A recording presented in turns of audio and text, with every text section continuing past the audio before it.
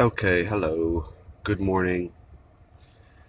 Uh, Let me just adjust this a little bit.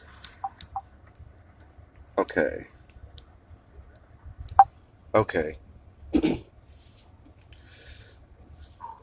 I had a couple things on my mind today, this morning, so I think I'm just going to go ahead and kind of get into it. One moment.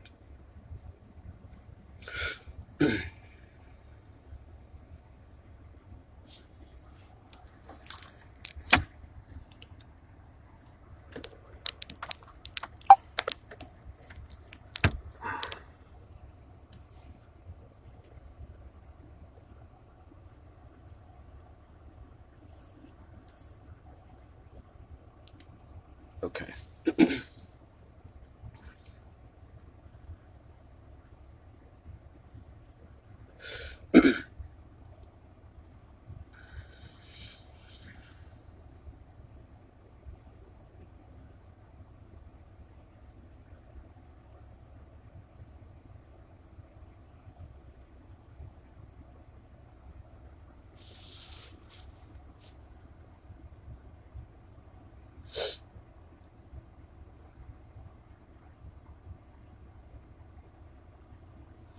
I want to talk a little bit about the idea of beliefs.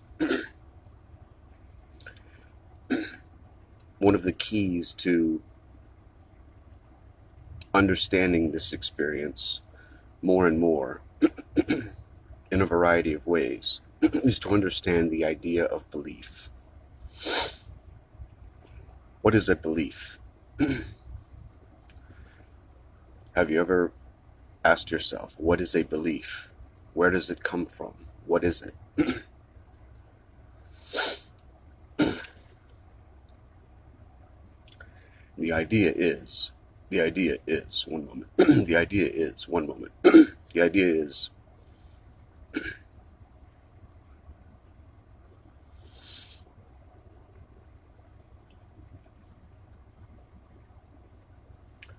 the idea of a belief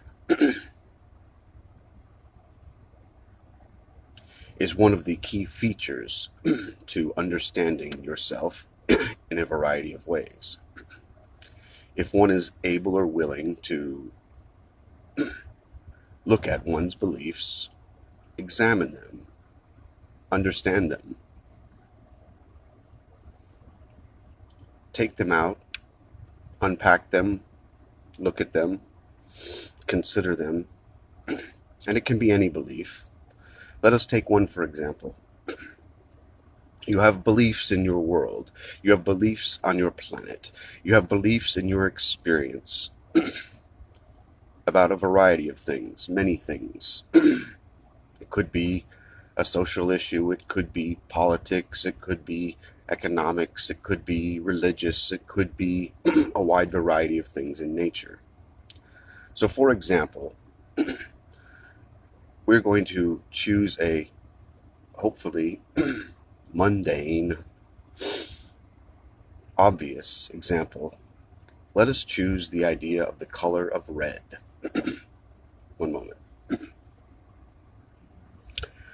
The idea of the color of red.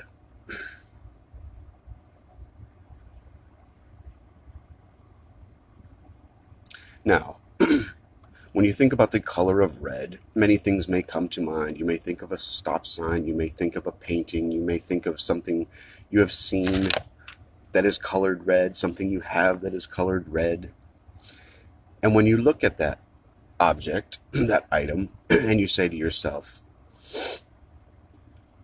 this is my pen and it's red. Or you look at something and you see the stop sign. Let's use a stop sign. This is something most everyone sees on a regular basis. When you look at the stop sign, do you have to think to yourself it's the color red, or do you just know it as an absolute? Now, this may seem like a bit of a silly question in your language. However, this is one of the ways one can begin to more deeply understand the idea of belief and how it works. When you look at something, what you call look at something, and you see something, there's a great deal of information that is built in, many of which are simply based on beliefs and understandings and learnings. Now, whether we're talking about a stop sign or whether we're talking about metaphysical transcendence or larger, expansive concepts, the idea is the same. Meaning, when you see a stop sign, you automatically stop your car and then you turn left or right and you go ahead. And you don't necessarily stop and think to yourself, oh, I see a red stop sign. I must now stop my vehicle, put on my turn signal, and then turn right. You do it as an automatic. Now, this is an example of the idea of belief and knowing being synonymous. You use many terms on your planet about, oh, I believe this, and I know this, and I believe that, and I know this. But what really is a belief? We pose many questions to hopefully provoke more thought, more exploration within yourself. Because many of the ideas and concepts are not necessarily absolutes. They are designed to be thought-provoking. They are designed to be guides. We spoke yesterday, I believe.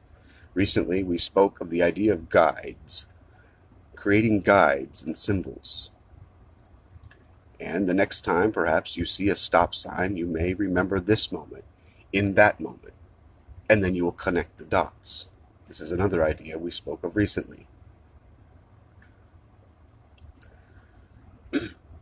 So we say that to say that then when it comes to more, shall we say, seemingly challenging ideas about understanding levels of dimension, other civilizations, other energies, other possibilities, the concept is the same. So when you hear someone speak of the idea of off-world intelligence, transcendence, ascension, shifting, the idea is the same. Until you learn that that was a red stop sign and what you must do with your vehicle when you come to one, it was just another object. It was just another thing. But over time, you ascribe belief and meaning to that object, to that symbol. So if you wish to raise your vibration, as they say, one can apply this same concept to any idea, any belief. And let's talk a little more about the idea of belief and knowing. Belief and knowing are synonymous. They are one and the same. When one believes it and one knows it as an absolute within the self, they become synonymous and they are one and the same. Meaning, you may have had a belief about the color red. You may have had a belief about the idea of stopping. Once you learned that a stop sign on the side of your road meant you bring your vehicle to a full stop and then proceed, the belief and the knowing became synonymous. You had beliefs about the color red. When that color red is applied to the stop sign, it indicates to you what to do. Now, you don't stop every time you see the color red, only when it's in a certain form and in a certain way. Right? So, the idea is concepts and beliefs that are known as an absolute within the self produce a different behavior. We hope this is making some sense in your language. One moment. Let us use another example. the idea of walking across the room. If you need to walk across the room to get an object, do you have to ask yourself, how do I walk across the room to pick up the remote control to turn on my television set? Likely not. You simply do it. You simply do it. Belief and knowing are synonymous. There are some things you just do because they're an absolute within yourself, and there is no doubt, and there is no hesitation. You simply do them. When you sit down to have a meal, you see the plate in front of you, and the fork, and a glass of water, and a napkin. You don't necessarily have to identify these objects in a way you maybe had to when you were younger, and your parents taught you this is a napkin, this is a plate, this is your fork. Now you take all that information and meld it into one. I know this is the setting for a meal. I no longer have to think, where is my fork? Where is my napkin? What is this item? All of these items are included in the package, in the experience. We use these ideas, these examples, to explain the idea of channeling, the idea of accessing other things, is a similar concept. I.e., you may learn and read about metaphysical ideas, you may learn and read about channeling, you may learn and read about sacred geometry, you may learn and read about the law of attraction, you may learn and read about a wide variety of things. And as you begin to meld them, and they go from a belief, an abstract idea out here that sounds pretty neat, and as you meld that belief into knowing as an absolute within the self, there is no more hesitation in these concepts.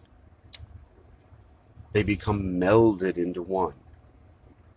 Meaning, as the channel sits here now before you, he has, in a manner of speaking, melded many concepts, many readings, many books, many videos, many demonstrations, many examples into one, so that he no longer has to say, okay, now I'm going to use the law of attraction. Now I'm going to use what I learned over here. Now I'm going to learn what I heard over here, or saw over there, or a meme about metaphysical ascension to the next dimension. What he's done is simply melded all of these beliefs, abstract ideas out here as possibilities, into knowing as an absolute, that this is simply the way. So he no longer has to separate these, identify the fork and the napkin and the stop sign and what does red mean. The more we meld ideas, meld concepts, and they shift from a belief, an abstract idea out here that sounds like a neat idea, into knowing as an absolute within the self, the higher self, that there can be no other way.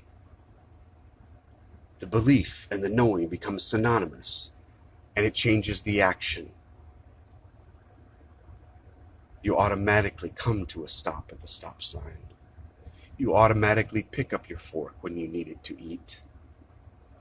The concept is the same. We hope this makes some sense. 1 minute.